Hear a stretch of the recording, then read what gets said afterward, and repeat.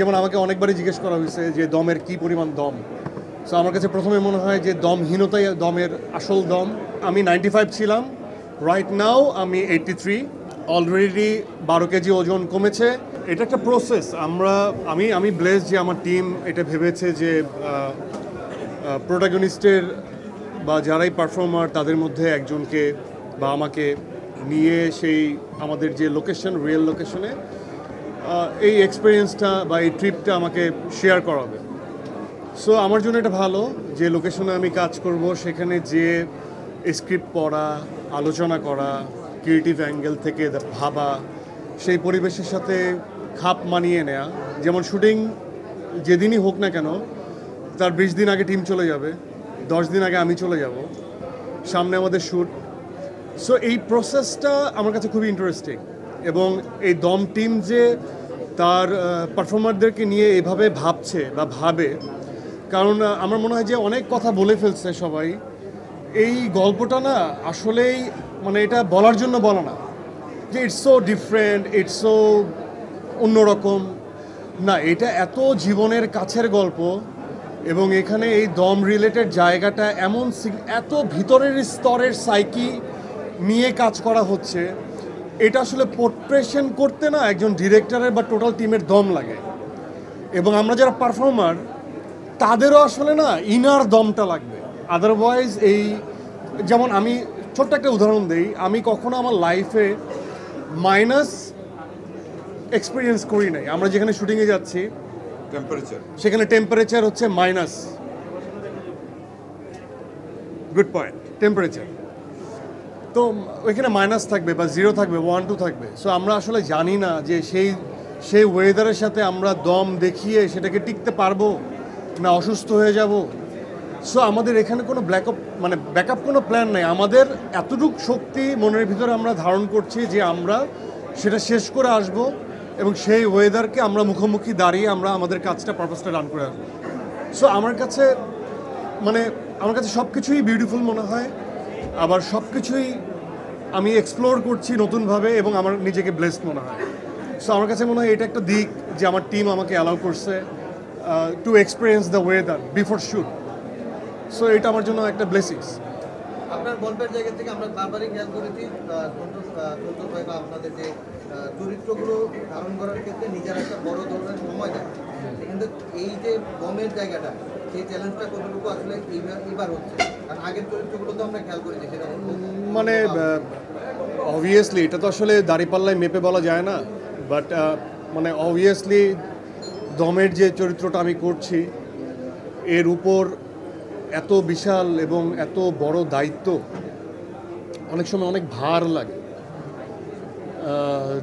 আবার ভাবি, চিন্তা করি, ডিরেক্টরের সাথে কথা বলি, প্রডিউসারের সাথে কথা বলি, চঞ্চল ভাইয়ের সাথে কথা বলি, পূজার সাথে কথা বলি, তখন একটু আরাম লাগে।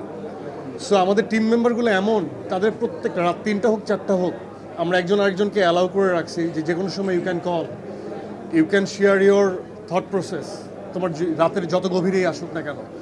সো আমার কাছে মনে হয় যে এই ভার বা এই চরিত্রগুলো এটা আসলে একজনের দায়িত্ব না, টোটাল টিমের দায়িত্ব। আমরা যদি একসাথে দৌড়াতে পারি তাহলে দমের দম, যেমন আমাকে অনেকবারই জিজ্ঞেস করা হয়েছে যে দমের কি পরিমাণ দম। সো আমার কাছে প্রথমে মনে হয় যে দমহীনতাই দমের আসল দম। এবং তারপর একজন জিজ্ঞেস করলো যে এটা মানসিক এবং ফিজিক্যাল কতটুকু এফোর্ট। আমার কাছে মনে হয় মানসিক এফোর্টটাই সবচেয়ে বড় এফোর্ট, যেটা সামগ্রিক পক্ষে আমাদের যে টিমের যে এফোর্ট, আবার শারীরিক দক্ষতা, শারীরিক এফোর্টনেস ওই মানসিক থেকেই ছড়াবে। সো ওভারঅল এটা আসলে আমি আগের থেকে কিছুই বলতে পারবো না, বাট এতটুকু জানি আমাকে এই পথটা চলতে হবে টিমের সাথে। আমাদের সকলের এই জার্নিটা সেট করা হয়ে গেছে, আমরা এই জার্নিতে নামবো। এবং আমার দৃঢ় বিশ্বাস, আমি বিশ্বাস করি পুরো টিম যেভাবে ভাবছে আমি কাউকে ভাবতে দেখি নাই। আমি নিজে আমার এই বয়সকালে আমি বাংলাদেশের মুভি ইন্ডাস্ট্রিতে এরকম কোনো ছবি আমি দেখি নাই, এবং এটাই সত্য, এটাই ট্রু। সো আমি এরকম গল্প এক্সপিরিয়েন্স করি নাই, এরকম ভিজুয়াল এক্সপিরিয়েন্স করি নাই, এরকম পারফর্মার এক্সপিরিয়েন্স করি না, এরকম রাইটার এক্সপিরিয়েন্স করি না, এরকম ডিরেক্টরের যে ভাবতে পারে এরকম সেটা এক্সপিরিয়েন্স করি। সো ওভারঅল এই জার্নিটা টোটালি নিউ। আমি 95 ছিলাম, রাইট নাও আমি 83। অলরেডি 12 কেজি ওজন কমেছে এবং আমি চাই, কারণ হেলথের সাথে মানসিক কানেকশন দরকার হেলদি পারফরমেন্সের জন্য। সো আমি চাই আমি আমার ডিরেক্টরকে হ্যাপি করতে। আমার ডিরেক্টর আমাকে যে চ্যালেঞ্জ ছুড়ে দিয়েছে সেটাকে আমি অ্যাচিভ করতে চাই, এবং এটা যদি ইললজিক্যাল হতো, এটা ইললজিক্যাল হতো তাহলে আমি এটা মেনে নিতাম না। যেহেতু এটা লজিক্যাল এবং আমাদের গল্পের স্বার্থে এটা দরকার, সো আমার কাছে প্রত্যেক সময়ের ছবি তোলা আছে। আমরা অবশ্যই আপনাদের সাথে সেই ওয়েট মেশিনের ছবিটা শেয়ার করব, যে হাউ কাম আমার ওজনটা কিভাবে ডিডাক্ট হয়েছে, সো প্রতিদিন কিভাবে কমছে। আর এটা আসলে একটা ডিফারেন্ট জার্নি। এত কম সময়ে এভাবে ওজন কমানোটা আমি কখনো এর আগে করি নাই, বাট এটাও একটা চেষ্টা। এবং আমার কাছে আমার টিম, পূজা থেকে শুরু করে সবাই আমাকে ব্যাক অফ মাইন্ডে ইন্সপায়ার করে। তারাও কেউ আমার সামনে খায় না খুব একটা, সো এই জন্য আমি ব্লেসড। সো এটাই। আর শুধুমাত্র ওজন না, আমি বলতেছি যে এটা তো একটা ধরন। পূজার ক্যারেক্টারের যে জার্নি, সেখানে ওজনের থেকে আরও অনেক বড় বড় ক্রাইসিস ইজ দেয়ার। চঞ্চল ভাইয়ের চরিত্রের যে জার্নি, সেখানেও আরও বড় এটা হয়তো বা ফিজিক্যালি আমাকে কমতে হচ্ছে, কিন্তু মানসিক যে সিচুয়েশনের ভিতর দিয়ে একজন চঞ্চল চৌধুরীর ক্যারেক্টার, একজন পূজার ক্যারেক্টার বা অন্যান্য চরিত্রগুলো যেভাবে ড্রিভেন যাচ্ছে, সেটাও আসলে অন্যরকম।